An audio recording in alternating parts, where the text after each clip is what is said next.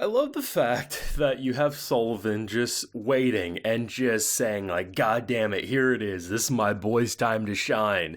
And when we finally see Irma, he's talking with his pal about love and his love life and what it means, basically to be in love. And the PTSD kicks into my boys saying, God damn it, don't do it. They're gonna love everyone. It's gonna break your heart. I love the fact that had they been looking at Irma like a couple hours prior, they would have, collectively, the room as a whole would have had a much different opinion because Irma was doing pretty good. But the fact that they come in and the first night's basically over, they have 0 points and they completely forgot about the Harvest Festival, seemingly. That is the most Irma thing I think Irma's ever done in this show, and the fact that Sullivan still is just like, that's my boy, I love it, he's just adorable, he's a cute little cinnamon roll, and everyone else is basically writing Irma off. And I love the fact that rather than just giving it the students kind of the spotlight this episode, they actually gave the teachers, the mentors, their moment as well. And I love how they all believed, full-heartedly that the training that they gave to their precious students was enough for them to be the likely one to end up winning, right? And the fact that they bicker, they butt heads, they get frozen to stone, it's a drunken mess of entertainment. And I love how by the end, they're all just kind of like clinking beer glasses together saying, no, mine's gonna win, no, mine's gonna win. And you just can't help but love this show, man. This show is just absolutely peak enjoyment. There's never a bad moment, and the way they end this episode with the teasing of a pretty devastating looking beast, I mean, it's clear we're gonna have a pretty crazy fight scene next week, and I'm eager to see. I'm just glad we didn't have to wait again for a couple of days for the new Irma episode, because, the whole NHK Netflix drama basically stopped us from being able to get the subtitles until Tuesday, and I mean, I loved watching it no matter when I watch it, but I'm just glad that it actually came out on time again, and seemingly it was a 1-week fiasco, and hopefully that will be the end of it, but obviously only time will tell. But I like the fact that they're still giving everyone their chance to shine, right? You basically end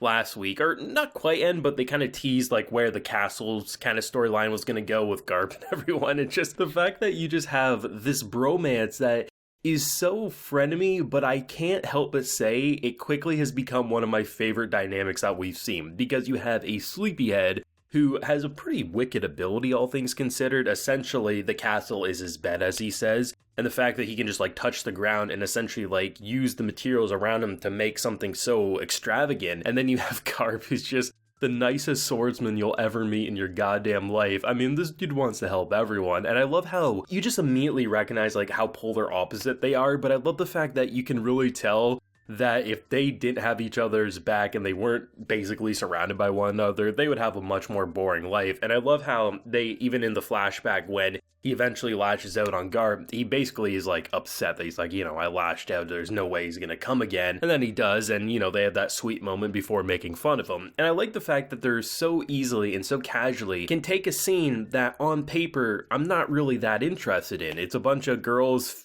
fawning over a boy that they think is hot, and you have two characters who have never really been in the front and center, the driver's seat, that I was like, damn, I can't wait to see more of them. So something I've been complimenting all season of Irma is that by season 2, over the course of season 2 and over the course of this season, every character's become interesting, and the Misfit class as a whole is absolutely fantastic. And I love the fact that you can quickly just establish that I want to see more of these two, because a lot of these characters back in season 1, you just kind of got to know at a surface level. You understood their general personality and they would interact with characters you might like, but they were never the characters I was interested in seeing the most. But the fact that the class is really opening up, and that's what makes an arc like this so great, is that the Harvest Festival is all about breaking the class apart into chunks, into a pairing, and in doing so, you get to see them at their best in terms of taming animals, seducing people, or making castles where you basically take all the injured. You get to see all their abilities and the training that they've done pay off, but most importantly, you get to understand them on a personal level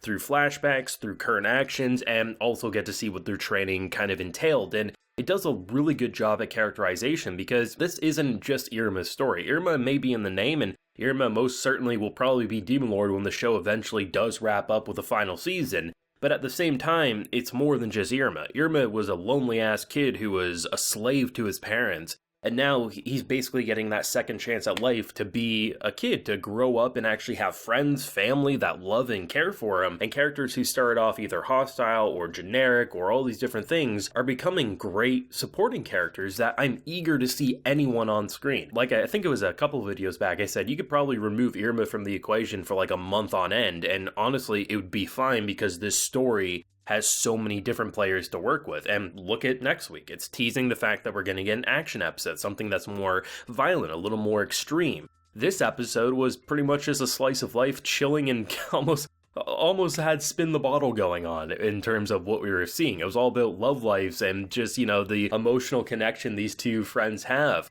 You have different episodes where each pairing does a different thing for the narrative and how they use their own powers and stories to make it interesting. And that's what makes an arc like this never boring, because you have so many different ways to take the most boring arc on paper. You're collecting vegetables or you're hunting for meat. It shouldn't be more interesting than maybe a couple of episodes at best, but the fact that you are splitting the cast apart, it's great because you truly don't know who's going to end up winning. You could easily say, well, Irma will, because Irma's the main character. Eventually, he'll use his bow and he'll end up on top. Not necessarily. I mean, any one of the Misfit class I could see end up winning, or, maybe they could sucker punch us and they end up in a tie or something. You never quite know. And I like how it doesn't really feel important which one of them ends up winning, but as long as they all get to flex what they've learned and showcase that even if they may lose right now, they can easily win again in the future. And, they're definitely going to cement themselves as a very special class. Not just the delinquents, not just the people who don't care about their studies or aren't talented.